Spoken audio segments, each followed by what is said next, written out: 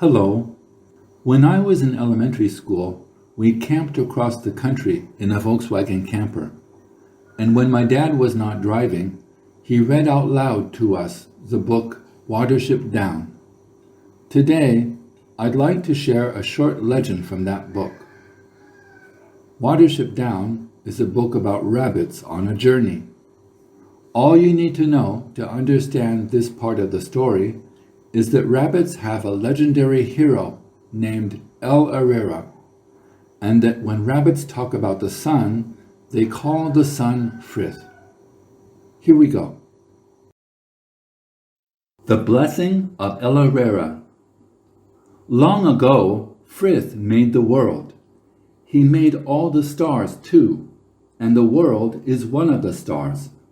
Frith made them by scattering his droppings all over the sky, and this is why the grass and the trees grow so thick on the world. Frith makes the rivers flow.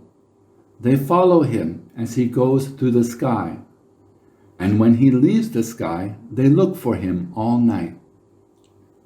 Frith made all the animals and birds, but when he first made them, they were all the same. The sparrow and the kestrel were friends, and they both ate seeds and flies. And the fox and the rabbit were friends, and they both ate grass. And there was plenty of grass and plenty of flies, because the world was new, and Frith shone down bright and warm all day. Now El-Ahrairah was among the animals in those days, and he had many wives. He had so many wives that there was no counting them, and the wives had so many young that even Frith could not count them. They ate the grass, dandelions, lettuce, and clover. El-Ahrairah was the father of them all. After a time, the grass began to grow thin, so the rabbits wandered everywhere, multiplying and eating as they went. Frith said to El-Ahrairah, "Prince Rabbit, if you cannot control your people, I shall find ways to control them. So mark what I say."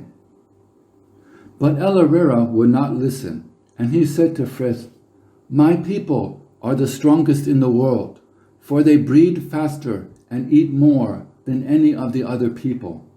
And this shows how much they love Lord Frith, for of all the animals, they are the most responsive to his warmth and brightness. You must realize, my lord, how important they are, and not hinder them in their beautiful lives." Frith could have killed El-Ahrairah right there, but he had a mind to keep him in the world, because he needed him to sport, jest, and play tricks. So Frith decided to get the better of El-Ahrairah not by means of his own great power, but by means of a trick. Frith sent out word that he would hold a great meeting where he would give a present to every animal and bird to make each one different from the rest. So all the creatures set out to go to the meeting place. However, they all arrived at different times, because Frith made sure that it would happen that way. When the blackbird came, Frith gave him his beautiful song, and when the cow came, he gave her sharp horns and the strength to be afraid of no other creature. When the fox, the stoat, and the weasel's turn came, Frith gave them cunning, fierceness, and a desire to hunt, slay, and eat the children of El-Ahrairah. So they went away from Frith, full of nothing but hunger to kill the rabbits. Now all this time El-Ahrairah was dancing and mating and boasting that he was going to Frith's meeting to receive a great gift. And at last he set out for the meeting place. But as he was going there, he stopped to rest on a soft sandy hillside. And while he was resting, over the hill came flying the swift, screaming as he went, "News! News! News!" For you know, this is what he has said ever since that day. So El-Ahrairah called up to him and said, "What news?" "Why," the swift replied, "I would not want to be you, El-Ahrairah, for Frith has given the fox and the weasel cunning hearts and sharp teeth, and to the cat he has given silent feet and eyes that can see in the dark. And they are gone away from Frith's place to kill and devour all that belongs to El-Ahrairah. And the swift dashed on over the hills.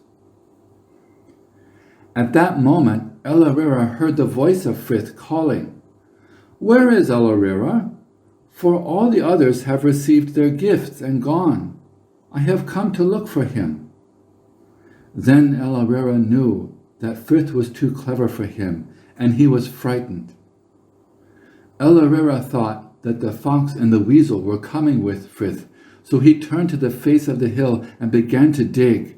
He was digging a hole to escape, but he had dug only a little of it when Frith came over the hill alone.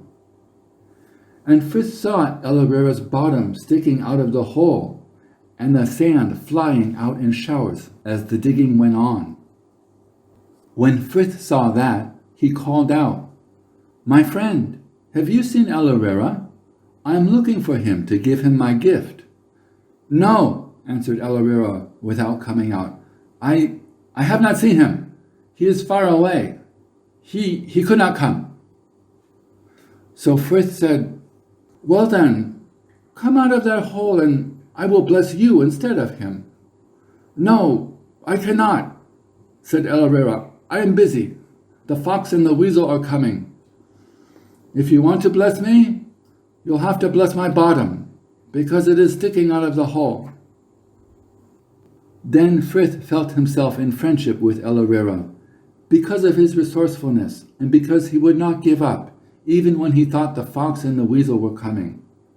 And Frith said, "Very well, I will bless your bottom as it sticks out of the hole. Bottom, be strength and warning and speed, and forever save the life of your master. Be it so." And as Frith spoke, El-Ahrairah's tail grew shining white and flashed like a star, and his back legs grew long and powerful, and he thumped the hillside until the very beetles fell off the grass stems. El-Ahrairah came out of the hole and tore across the hill faster than any creature in the world. And Frith called after him, "El-Ahrairah, your people cannot rule the world, for I will not have it so. All the world will be your enemy, prince with 1,000 enemies, and whenever they catch you, they will kill you. But first, they must catch you. Digger, listener, runner, prince with the swift warning. Be cunning and full of tricks, and your people shall never be destroyed." And El-Ahrairah knew then that although he would not be mocked, Frith was still his friend. And every evening, when Frith has done his day's work and lies calm and easy in the red sky, El-Ahrairah and his children and his children's children come out of their warrens and feed and play in the sight of Frith, for they are his friends, and he has promised them that they can never be destroyed.